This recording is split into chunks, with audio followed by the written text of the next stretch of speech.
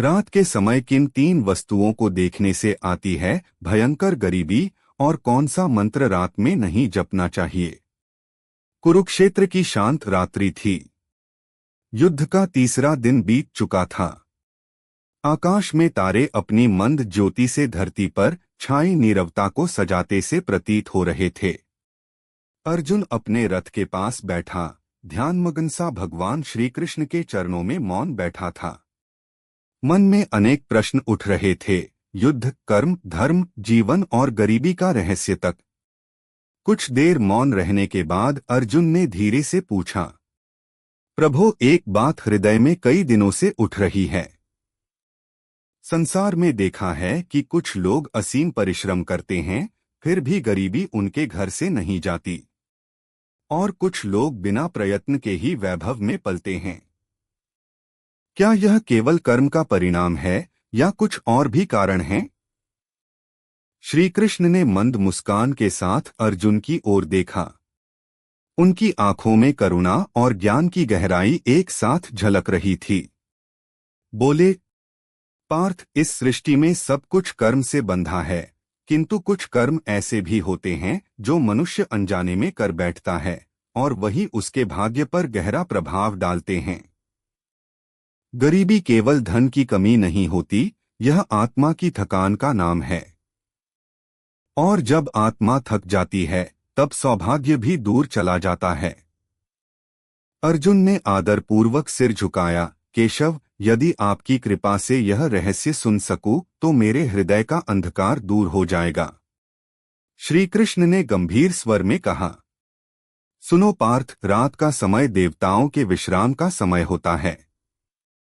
यह काल ब्रह्मांड में मौन ऊर्जा का प्रवाह लेकर आता है। इसी समय जो जागृत रहता है, वह या तो ध्यान में लीन होना चाहिए या मौन में। किंतु मनुष्य तीन ऐसी वस्तुएं हैं जिन्हें यदि वह रात्रि में देख ले तो उसके जीवन से लक्ष्मी धीरे धीरे दूर होने लगती है। ये वस्तुएं केवल भौतिक नहीं, प्रतीकात्मक भी हैं। इनका दर्शन रात्रि में मन और ऊर्जा को दुर्बल करता है, और वहीं से गरीबी का बीज जन्म लेता है। अर्जुन ने पूछा, मधुसूदन, कौन सी हैं वे तीन वस्तुएं? श्री कृष्ण ने शांत स्वर में उत्तर दिया, पहली वस्तु है रात्रि में रोता हुआ दीपक, दूसरी उल्टा रखा हुआ पात्र या बर्तन, और तीसरी रात में रोती हुई स्त्री। अर्जुन की आंखें विस्मय से फैल गईं। प्रभु, दीपक, बर्तन और स्त्री, इनका गरीबी से क्या संबंध? श्री कृष्ण मुस्कुराए, पार्थ, इस संसार में हर वस्तु ऊर्जा का प्रतीक है। जब दीपक जलता है तो वह केवल प्रकाश नहीं देता, वह लक्ष्मी का स्वागत करता है।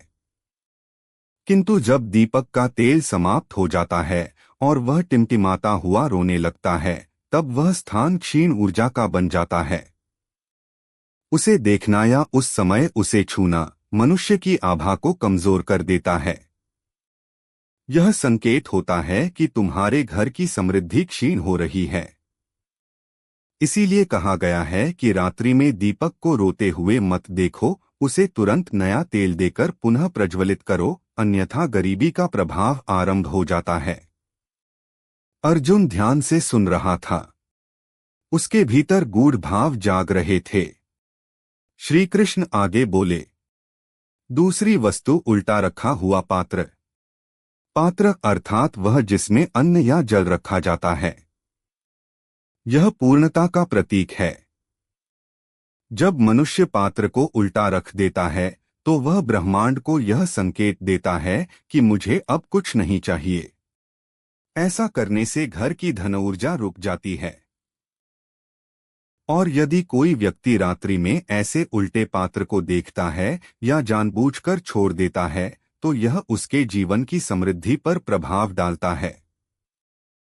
याद रखो पार्थ, लक्ष्मी उन घरों में निवास करती हैं जहां अन्न, जल और दीपक तीनों सन्मार्ग पर होते हैं, पूर्ण, स्वच्छ और प्रज्वलित। अर्जुन के मुख पर श्रद्धा झलक रही थी। और तीसरी वस्तु, प्रभु। श्री कृष्ण के स्वर में अब ममता और करुणा दोनों थी। तीसरी वस्तु है रात में रोती हुई स्त्री। पार्थ, स्त्री स्वयं लक्ष्मी का रूप है। जब वह रात्रि में रोती है तो वह घर के वैभव और सौभाग्य को अपने आंसुओं के साथ बहा देती है। उसके आंसू केवल जल की बूंदें नहीं, वे घर की शांति का क्षरण हैं। यदि कोई पुरुष रात्रि में किसी स्त्री को रुला देता है, चाहे वह माता हो, पत्नी हो या कन्या, तो समझो उसने लक्ष्मी को अपने द्वार से विदा कर दिया। इसलिए कहा गया है, रात्रि में किसी स्त्री को दुखी मत करना, न उसकी आंखों से आंसू गिरने देना। यह भगवान के नियमों में सबसे संवेदनशील नियमों में से एक है। अर्जुन की आंखों में भावनाओं की नमी थी। उसने कहा, प्रभो, आपके वचन हृदय को झकझोर देते हैं। लेकिन यह बताइए, आपने कहा था कि ऐसे समय किसी मंत्र का जाप नहीं करना चाहिए। कौन सा मंत्र है वह? श्री कृष्ण ने उत्तर दिया, पार्थ, मंत्र शक्ति का स्रोत हैं। हर मंत्र का समय होता है। जैसे सूर्योदय का अपना प्रभाव है, वैसे ही रात्रि का अपना। रात में जब चारों ओर शांति होती है, तब शिव की ऊर्जा प्रबल होती है। उस समय लक्ष्मी मंत्र या धन आकर्षण मंत्र का जाप करना उल्टा परिणाम देता है।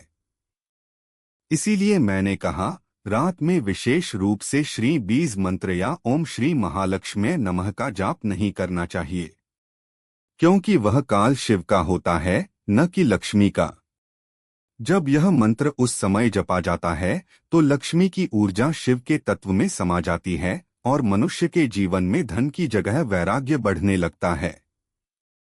वैराग्य उत्तम है, किंतु जो गृहस्थ है उसके लिए यह गरीबी के समान हो जाता है। अर्जुन ने विस्मय से कहा, तो क्या प्रभो, रात में किसी भी प्रकार का धन संबंधी जाप नहीं करना चाहिए? श्री कृष्ण ने मुस्कुराकर कहा, सही कहा पार्थ। रात का समय ध्यान का, आत्मचिंतन का और शांति का है। उस समय जो जप करना चाहिए वह है नमो नारायणाय या ओम नमः शिवाय। ये मंत्र रात्रि के कंपन से मेल खाते हैं और मनुष्य की आत्मा को स्थिर करते हैं। जब आत्मा स्थिर होती है तब लक्ष्मी स्वयं प्रसन्न होती हैं। याद रखो, लक्ष्मी को बुलाना नहीं पड़ता, वे वहीं आती हैं जहां मन स्थिर, घर स्वच्छ और स्त्रियां प्रसन्न होती हैं। अर्जुन मौन हो गया। उसके भीतर अनेक स्मृतियां तैरने लगीं। उसे याद आया, जब द्रौपदी के आंसू बह रहे थे तब पांडवों का वैभव नष्ट हो गया था। उसे श्री कृष्ण के वचन का अर्थ और भी स्पष्ट होने लगा। श्री कृष्ण ने आगे कहा, पार्थ, मनुष्य सोचता है कि गरीबी केवल धन की कमी से आती है, परंतु सच्चाई यह है कि जब घर की ऊर्जाएं असंतुलित हो जाती हैं, जब रात्रि की शांति का अपमान होता है, जब दीपक की लौ बुझती है और स्त्री के आंसू गिरते हैं, तब लक्ष्मी धीरे धीरे उस घर से विदा हो जाती हैं। धन के रूप में नहीं, बल्कि सौभाग्य के रूप में, स्वास्थ्य के रूप में, आनंद के रूप में। अर्जुन ने कहा, प्रभो, यह रहस्य तो मैंने कभी किसी ग्रंथ में नहीं सुना। क्या यह नियम सबके लिए समान है?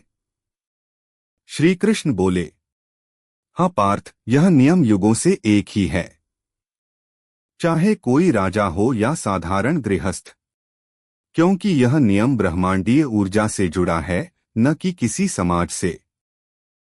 यही कारण है कि ऋषियों ने कहा, रात्रो दीपन न शोचेत, पात्रन न निपात्येत, स्त्रियम न रुद्ति पश्येत। अर्थात रात्रि में रोता दीपक, उल्टा पात्र या रोती स्त्री देखने से दुर्भाग्य आता है।